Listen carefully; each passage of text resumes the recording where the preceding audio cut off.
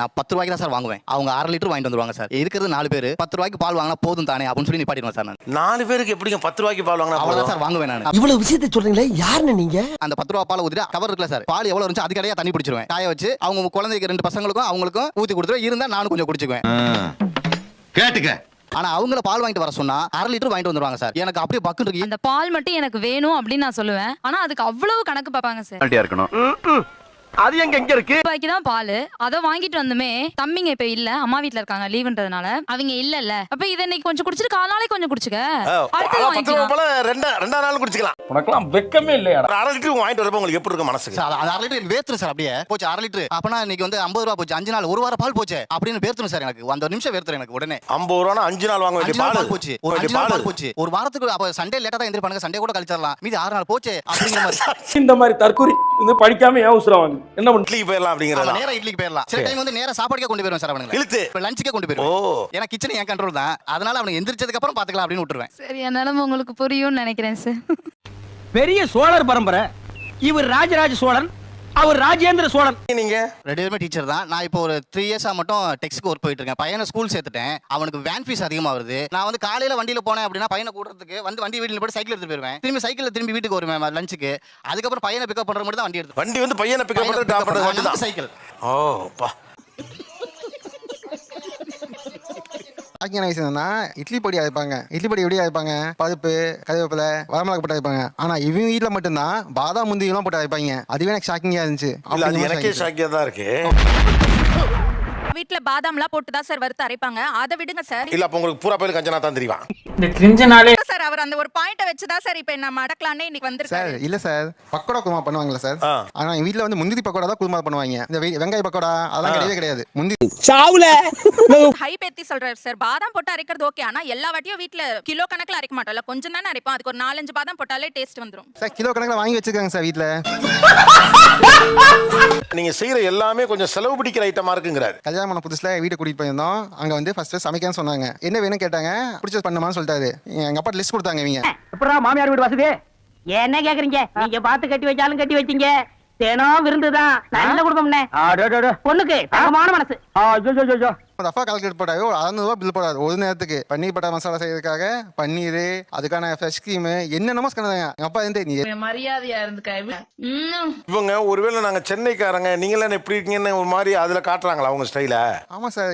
ஃபுட்டே வந்து south Indian food செய்யவே மாட்டாங்க. கேட்டா எனக்கு நார்த் இந்தியன் டிஷ் தான் வரும். சொன்னா நீங்க நம்ப மாட்டீங்க. ஒரு 10 டிஷ் பண்ணுவாங்க. நமக்கு சில ஃபுட்டெல்லாம் பேரே தெரியாது. கேட்டுக்க. இப்ப இவங்க எல்லாம் பேசினாங்கல்ல, அப்பதான் எனக்கு தெரியுது இவர் இவ்வளவு நேரமா கஞ்சம் தான் நினைச்சிட்டு இருந்தேன். இவர் மகா கஞ்சம்ங்கிறதே இவங்க எல்லாம் பேசினதுக்கு அப்புறம் தான் சார் எனக்கு தெரியுது. மகா கஞ்சம் தெரியுதா? நான் நினைச்சேன், நான் புரிஞ்சுக்கிட்டேன் அவர் சரியானவர் சொல்ல வரீங்க நினைச்சேன் சார். 2-3 நாளைக்கு முன்னாடி சார் நான் குண்டா இருக்கேன் அப்படின்னு சொல்லிட்டு ஒரு ப்ராடக்ட் வாங்கினாங்க. அது பேர் என்ன கட்டிக்குவாங்க சார். கட்டிட்டு ஒரு பால் மாதிரி இருக்கும். நம்ம சுத்தினோம்னா அது சுத்தம். இது 800 900 கொடுத்து வாங்கினாங்க. ஒரே நாள் கூட யூஸ் பண்ணாங்க. என்ன பயந்துட்டியா? 800 ரூபா இல்லையா?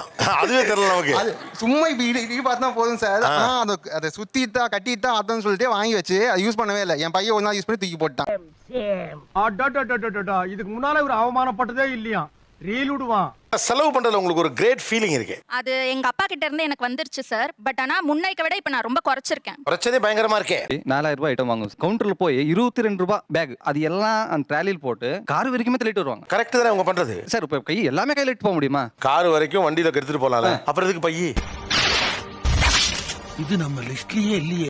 நீங்க அதிகபட்சம் உங்க மனைவி எப்படி அறிவுறுத்தலாம்னா, வீட்டுக்கு நம்ம காய்கறி வாங்க போறப்ப பொருள் வாங்க போறப்ப ஒரு பை எடுத்துட்டு வான்னு அறிவுறுத்தலாம். இல்ல நீங்க எடுத்துட்டு போயிடலாமே. இப்போ 22 ரூபாய் கொடுத்து வாங்கணும்னா நெக்ஸ்ட் டைம் வரும்போது எட்டலாம். அந்த பையோட ஒருத்தர் 22 ரூபா கிடையாது. ஆக்சுவலா இது இங்கதான் எனக்கு இவங்க சரின்னு படுது. என்னன்னு கேட்டா 4000 ஒரு பொருள் வாங்குறேன், என்னையா கையில தூக்கிட்டு போவேன், இது ஒரு பையில போட்டு கொடுன்னு தானே கேட்கணும். கடையில கேட்கலாம். இப்போ மால்ல போய் கவர் கொடு. கடையில கேட்கலாம், மால்ல கேட்க கூடாது. லாஜிக் கேட்க முடியாது. அங்க போய் நீங்க சில்லற கடையில இல்ல சின்ன மளிகை கடையில எவ்வளவு பொருள் வாங்குறீங்க? 100-200 ரூபாய்க்கு வாங்குவீங்களா? அங்கேயே அவங்களே பை தராங்களா? அப்ப இவங்க தரணுமா இல்லையா? அதை உரிமையா கேட்கறத விட்டுறீங்க. ஏன் அங்கெல்லாம் மட்டும் அமைதியாக இருக்கு? 22 ரூபாய் அங்க பேசிட்டு இருக்கிறதுக்கு 22 ரூபாய் கொடுத்து வாங்கிட்டு போயிடலாமே. இந்த பை அடுத்து 40 ரூபாய் ஆகும். 40 ரூபாய் வாங்கின சார் 80 ரூபாய் ஆகுது. அது இன்னும் ரிட்டர்ன் ஆயிட்டு ஒரு தாட்டி வாங்கிட்டேன்னா 100 ரூபாய் ஆயிடுச்சுன்னா திரும்ப ஏண்டா அன்னைக்கு என்ன சொன்ன? நான் உதவாக்கறேன் இவனை காலை கழுவி குடி. நீ இப்ப நான் உதவி செஞ்சா என் காலை கழுவி நீ குடிப்ப. இவ்வளவு கட்சி 4000 ரூபாய் வரான். 20 ரூபாய்க்கு கஞ்சத்தனமா போய் இவன் கவர்ல 2 பேக் வச்சு வரான்னு கேட்க. இப்ப நீங்க அவன் நினைப்பான்னு யோசிக்கிறீங்களா? நீங்க இப்ப அவனை சீப்பா நினைங்க. 4000 ரூபாய்க்கு பொருள் வாங்கியிருக்கான், ஒரு 20 ரூபாய் கேட்கறான் பாரியா கஞ்சப்பாய. அப்படின்னா நீங்க நினைங்க 4000 கோடி ரூபாய் வச்சிருக்கவன் உங்கள்ட்ட 20 22 ரூபா காசு கேட்க எந்த கூச்சமும் படல. 4000 ரூபாய் பொருள் வாங்குற நாம அவங்ககிட்ட 22 ரூபாய் ஏன்டா கேட்கிற அப்படின்னு கேட்க கூச்சப்படுறோம். நீ கேட்ட ஒவ்வொரு கேள்வி என்ன செருப்பால அடிச்ச மாதிரி இருக்குடா. மாதிரி இல்ல, உண்மையிலே செருப்பால தான் அடிச்சது. ஒரு 10 வருஷமா ஒரு ட்ரெஸ்ஸே வாங்கல. 10 வருஷமா போய் புது ட்ரெஸ்ஸே வாங்கலையாமே. தீபாவளி, பொங்கல், நல்ல நாள், பெரிய நாள் எவ்வளவோ இருக்கு. இல்ல சார், நான் வாங்க மாட்டாரு சார். அதான் ஏன் நீங்களா யாருடா? இப்ப இந்த சட்டை பேண்ட் எப்ப எடுத்தது இப்ப போட்டுருக்குது? ஆக்சுவலி இது எல்லாமே ரொம்ப ரொம்ப வருஷமாச்சு சார். நிறைய வாட்டி போட்டாரு சார். 15 இயர்ஸ் இருக்கும். 15 இயர்ஸ். இது என்ன பிரமாதம்? இது விட பெசலைட் ஒண்ணு இருக்கு. கூவுடா. ரெண்டு விஷயம் புரியுது. என்னன்னு கேட்டா 15 ஆண்டுகள் துணி உழைக்குதுங்கிறதே நல்ல தகவல். ரெண்டாவது, இந்த சட்டை பேண்ட போடுறதுக்காகவே நீங்க எவ்வளவு காலமா டயட்ல இருக்கீங்கன்னு வேற எனக்கு தெரியும். அத வேற ஞாபகப்படுத்திட்டீங்க. நெஞ்சமெல்லாம் பொண்ணா இருக்கு தம்பி, மறக்க முடியல. இருக்கிறது இப்போதைக்கு சரியா போகுதுங்க. 25-30 பேண்ட் இருக்குங்க. ஒரு 50-60 ஷர்ட் இருக்குங்க சார். இதெல்லாம் எத்தனை வருஷமா சேர்த்த Dress? 25 இயர்ஸ்ல இருந்து இருக்குங்க சார். அப்படியே கல்யாண ஷர்ட்டே இன்னும் இருக்கு சார், அதே ஃபிட்டோட. ஓ, நீ அப்படி வரியா? அடுத்து எப்ப Dress வாங்குறதா இருக்கீங்க? 2 இயர்ஸ்ல பிளான் பண்ணி இருக்கோம் சார். ஒரு 2 வருஷம் கழிச்சு நீங்க ஒரு புது Dress போடுவீங்க. கண்டிப்பா. நான் இங்க பாரு 2 பிஸ்கட் போட்டேன், அவ்வளவு ரெண்டையோட இருக்கு. மனுஷங்க போடுறீங்களா? ஏன்டா போடுறீங்க? ஏன்டா போடுறீங்க? ஸ்வீட் வேணும். இது வரைக்கும் அந்த மாதிரி கடைக்கு நான் கூட்டிட்டு போனா மட்டும் தான் கூட்டிட்டு போனது தவிர அவன் அவ கூட கடைக்கு போயிட்டு வரும்போதெல்லாம் டோனட், வேஃபல்ஸ் அப்படிதான் போகும். ஏமாத்தி இருக்காங்க. April fool. சார், ஒரு விஷயம் பண்றேன் எனக்கு சாக்லேட் கிடைக்குதுன்றது வேற. நான் கடைக்கு போனாலே எனக்கு சாக்லேட் கிடைக்கும்ன்றது அதுல எனக்கு உடன்பாடே இல்ல. ஏன் ஏதாவது பண்ணாதான் சாக்லேட்? நமக்கு அப்படிதான் சார் கிடைச்சது. ஒரு சாக்லேட் நான் அப்படிலாம் இல்லையே. எனக்கு மாமா சும்மா கடை கூட்டிட்டு போய் முட்டாய் வாங்கி கொடு. லூஸ் இல்லனே, மென்டல். இதுல என்ன கஷ்டம் தெரிஞ்சுக்க போறான்? கேட்ட உடனே எதுக்கு வாங்கி கொடுக்கணும்? இந்த டாய்ஸ் எல்லாம் இறச்சி போட்டுக்கலாம், எடுத்து போய் அப்பா போய் வாங்கி. ஐயா கொடுத்த காசுலடா இது.